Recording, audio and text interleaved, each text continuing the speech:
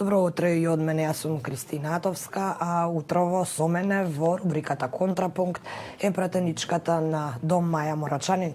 Добро утро, добре дојдовте во студиото на утрински брифинг. Добро утро. Првото прашање секако ќе го посветам на изборите. Вие донесовте одлука да разговарате со СДСМ за можна коалиција, но дали се тие разговори почнати и какви се вашите планови за овие избори? Ве прашувам каде тежите повеќе, кон чии политики сте по склони, ако можам така да кажам, од двата најголеми политички блока?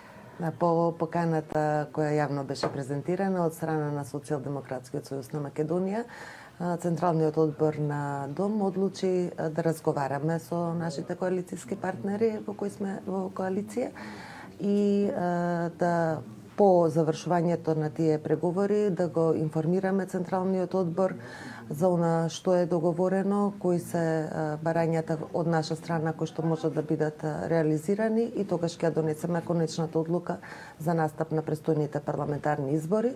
За нас се две клучни работи битни во разговорите. Тоа е прво реализирање на програмските определби на Дом. Ние и минатиот пат кога коалициравме со СДСМ имавме своји програмски приоритети за кои се договоривме за чие реализирање и се разбира персоналните решенија во однос на учеството на Дом во креирање и во реализирање на политиките. Дали до сега сте задоволни од она што е реализирано? Еве последно по вашиот предлог беше изгласен законот за забрана на увоз на отпад, но што е со останатите закони, што е со останатите барања? Граѓанскиот сектор, активистите излегоа со низа барања. Дали сте доволно моќни да ги пуштите во собрание, да ги изведете до крај во собрание? И дали владеачката партија конкретно до сега обрнуваше внимание на она што вие го зборувавте во контекст на зелените политики? Така е. Во демократско општество, во парламентот сте мокни онолку колку што бројките ви дозволуваат. Ние сме две пратенички од Зелената партија Дом. Направивме навистина некои големи исчекори во однос на заштита на животна средина. Ние сме посебно горди на носењето на законот за урбано зеленило, кој што сега се вгради целосно и во новиот закон за урбанистичко планирање. Исто така на затварањето на рудниците во Казандол и Ловица и носењето на законот за минерални суровини со кој што се забрани отворање на нови рудници од отворен коп, кои што користат цијаниди и сулфурна киселина. И ова е последниот закон исто така што ние го предложивме како Дом, значи сите овие закони се изработени, предложени од Дом и потоа добија поддршка од мнозинството, нели, за да можат да бидат реализирани. Уште многу треба да се работи на полето на животната средина, конкретно за тоа ако ме прашувате, така што ние мислиме дека навистина е важно, бидејќи Дом, тоа ни е нас една од основните заложби, основните програмски приоритети за кои ние имаме и експертиза, имаме и стручни кадри, тоа ни е основата во програмата, се разбира имаме и одлична соработка и на располагање ни стои експертизата од европските зелени кои што можат да ни помогнат во реализирање и креирање на овие политики што се однесуваат до заштитата на животната средина и заштитата на климата, така што уште многу ќе треба да се работи на полето на заштита на животна средина во идниот период. Колку ви помагаат европските зелени, бидејќи следиме на социјалните мрежи, во јавноста сте присутни со посетите кои ги остварувате, ви дојде и на гости генералната секретарка на европските зелени, што току споменавте дека се подпирате и на нивната експертиза. Апсолутно. Кои се нивните препораки? Што треба оваа држава да направи за да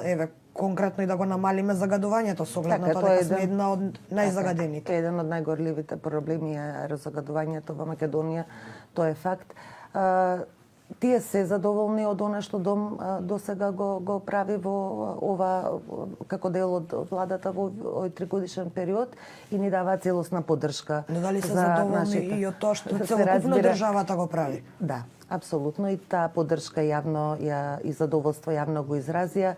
Да ја парафразирам, генералната секретарка Мар вели, бидејќи таа беше во Скопје и во 2016 година, сега и е следна посета во после 3 години повторно и вели дека е фасцинирано од тоа колку многу работите се смениле во Македонија, така што даваат поддршка на политиките на владата и на правецот во кој се движи Македонија во овој период. Тие посебно дадоа силна поддршка и предходно во целиот период на склучувањето на договорите и со Бугарија и со Грција, и се големи поддржувачи за членството на Македонија во ЕУ.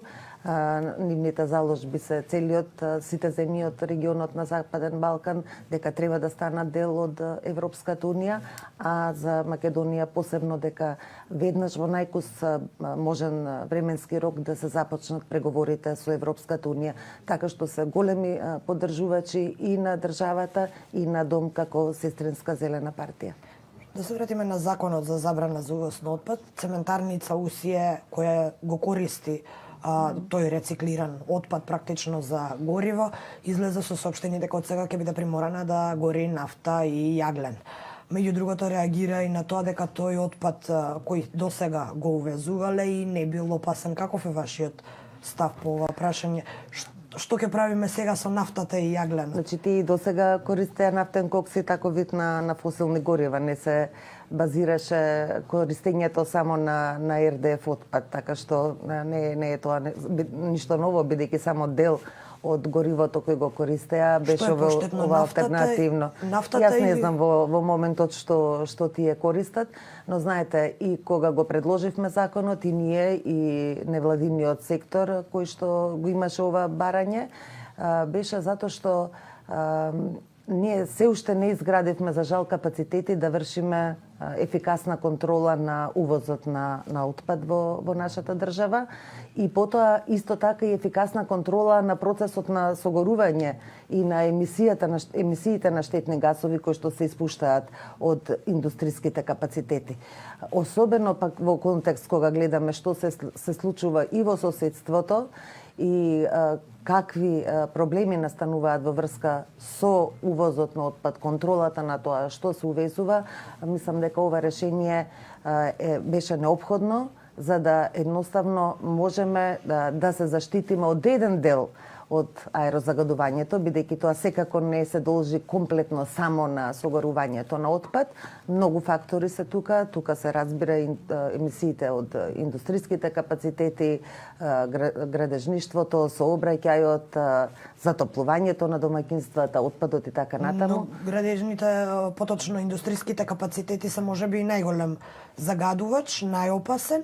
Така е. Колку преземаме за да го направиме ова? За тоа често сме Линданот исто така се справуваме сега со него на територија на Кисела вода, тоа и тоа е еколошки одлично. бомби. Така е и тоа е децениско старо индустријско загадување кое што конечно започна да се решава, зашто ние се залагавме и зборувавме во изминатите 5-6 години, но добро е дека конечно започна да се третира тоа старо индустријско загадување, бидејќи тоа е навистина многу опасно.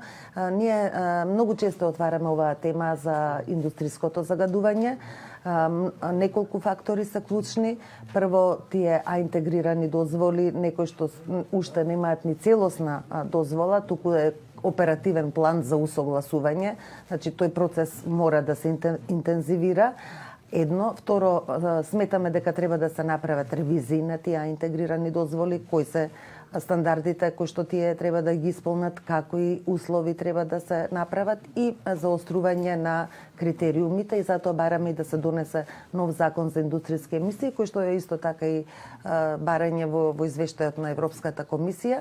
И она што е клучно, контролата на индустријските капацитети. Овие со интегрирана дозвола, тие се во надлежност на Државниот инспекторат со животна средина, и мислиме дека тука контролите навистина не се на соодветно ниво, и затоа баравме изголемување на капацитетот на самиот инспекторат, но недоволно се вршат контроли, особено заостануваат вонредните контроли и извештаите и транспарентноста од Државниот инспекторат. И затоа и граѓаните и немаат доверба. Знаете, нелогично е во една држава каде што се соочуваме со енормно аерозагадување, да резултатите од инспекцијските надзори сите велат дека се е во рамките на дозволеното.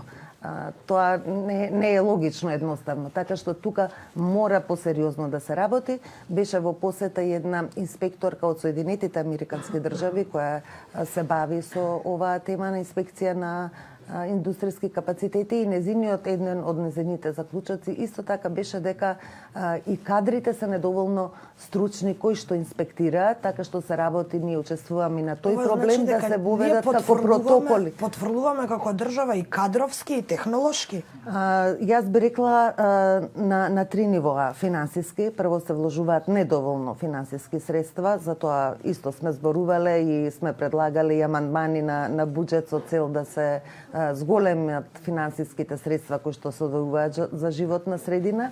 И морам да кажам дека е одлично што Министерката за финансии Нина Ангеловска ни го прифати последниот амандман на буџетот кога беше, за да се добијат дополнителни финансиски средства кои што ќе се наменат за акредитација на Државната централна лабораторија, нешто што е клучно. Таа лабораторија со години има и технички капацитет, има и луѓе кои што се обучени да работат, но едноставно не беше акредитирана. Така што сите овие контроли од индустријските капацитети беа упатувани кон приватни лаборатории кои што се акредитирани, а ние како држава немавме своја акредитирана лабораторија. Тоа ќе ја зголеми релевантноста на резултатите кои што се добива при контролите и ќе зголеми и довербата на граѓаните во самите институции. Така што финансиите, техничкиот капацитет, значи опремата што им е потребна и се разбира кадрите, нивната стручност и би рекла и нивниот интегритет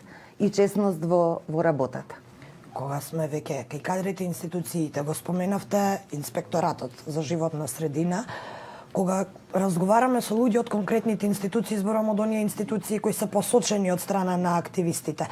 Например, царина, поточно еколошкиот инспекторат, Министерството во целост, сите некако се оградуваат и велат се е по закон, нема увоз на опасен отпад, никаде нема опасен отпад. И после ни доаѓа како во меѓувреме нели загаденоста огромни, после ни доаѓаат како шок информации дека во Дрисла се согорува небезбеден медицински отпад, па се прават вонредни контроли. Дали е ова само циркус за јавноста, дали ова само подпуштање под притисокот или реално се прави нешто, зборувам на секојдневно ниво? Значи, некои исчекори се направени во позитивна смисла, но уште многу има да се работи во однос на инспекциите, затоа велам и до интегритетот и на посветеноста и честноста на луѓето, како и во секоја институција. Еве, паралелно, во градскиот инспекторат, каде што раководител Мирослав Богдановски, тој не е подпредседател од Дом, тој, откако дојде на таа позиција, одлично ја врши својата работа. И слушате, мислам, јавноста е запознаена. Зголемени инспекцијски надзори, изречени многу повеќе казни. Претходно немало воопшто ниту една казна изречено.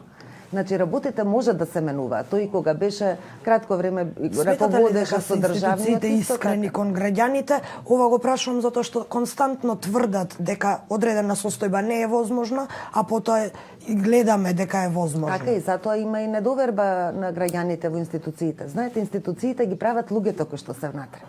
Затоа велам. Значи, сметате дека е оправдана недовербата на граѓаните? Значи, секогаш кога граѓаните реагираат во демократско општество е така, институциите мора да одговорат на повиците на граѓаните. Ако се е во ред, тогаш ќе ги преземат институциите, надлежните сите мерки за да ги убедат граѓаните дека е тоа навистина така. Не можете само да дадете изјава дека се е во ред, ние направивме една контрола која што обично оди 2-3 дена од после од кој ќе се случи некој инцидент. Оти ние знаеме дека тоа беше случајот со Охрис, еве и со најновиот случај што град Скопје да го објави исто така со медицински отпад несоодветно третиран. Знаете, сега веќе има, излегуваат слики во јавноста, извештаи различни, граѓаните сами алармираат. Свесноста на граѓаните за прашањето на аерозагадувањето е многу на повисоко ниво отколку што беше предходно. Да, тоа можеме да го видиме и со петочните протести. Така и тоа е одлично и тие прават притисок на институциите да го испорачаат она за кое што практично постои. Сосема за крај, господја Мурачанин, дали овој притисок ќе се исплати, бидејќи само мал дел од барањата на екоактивистите досега се остварени, се реализирани. Какви се вашите прогнози за наредните 2 години? Да, јас мислам дека притисокот апсолутно вродува со плод. Се разбира, не е доволно, не е толку колку што сите би сакале, но разликата е евидентна во однос кога споредуваме со некои претходни периоди. Така што мислам дека и очекувам во следниот период и општ тренд во светот со климатските промени и така натаму, притисокот од граѓаните да биде се поголем и институциите да го испорачаат она за кое што практично се платени од граѓаните, така е. И пред се би рекла дека мора да бидат поодговорни во своето работење, повеќе посветени, почесни и потранспарентни кон јавноста, ако сакаме навистина граѓаните да имаат доверба во институциите. Ви благодарам за ова гостување во утринскиот брифинг. Ви благодарам. Почитувани гледачи и слушатели, ова беше претедничката на Дом Маја Морачанин, а по кратката пауза се враќаме со минутите посветени за меѓународните актуелни теми.